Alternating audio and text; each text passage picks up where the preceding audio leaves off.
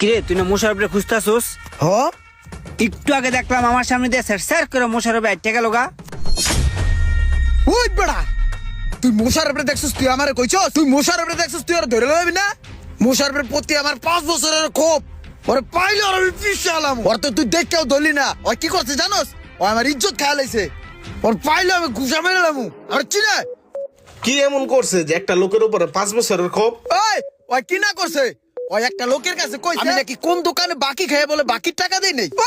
এমন কোন মার কুতুব আছে রে যে আমার কাছে টাকা পাইবো? আমি হয়তো বাকি খাই, 3 দিনের মাথায় টাকা পরিশোধ করে দেই।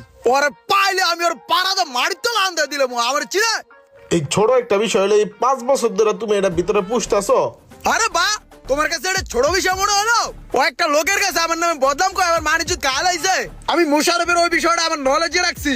নলেজে রাখতে 5 বছর ধরে ভিতরে ভিতরে পুষা এত বড় বানাইছি। ওর পাইলে ওই খালি ওরে পাইলে ওর পাড়াতে ঝালমুড়ি বানাইলাম। আচ্ছা ঠিক আছে, তুমি এই জায়গায় 1 মিনিট দাঁড়াও, আমি আইতাছি। ইমরান, তোমার হাতটা সোজা করো। এই যে তোমার হাতে 1 গ্লাস পানি দিলাম, এই পানিটা আমি দেখবো তুমি কতক্ষণ রাখতে পারো। এত সহজ? এটারে তো আমি সারাদিন রাখতে পারবো, দিন রাত 24 ঘন্টা রাখতে পারবো। বা কিচ্ছু না, নর্মাল। ঠিক আছে, রাখো, দেখি কতক্ষণ রাখতে পারো। এটা ওজন হয়ে যেতে আস্তে আস্তে ভাই, হাতের রক ফাইটে গেল রে, ছিঁড়ে গেল। কতক্ষণ রাখবো আর? কি খুব ওজন মনে হইতাছে? 2 মিনিটে কাহিল হয়ে গেল।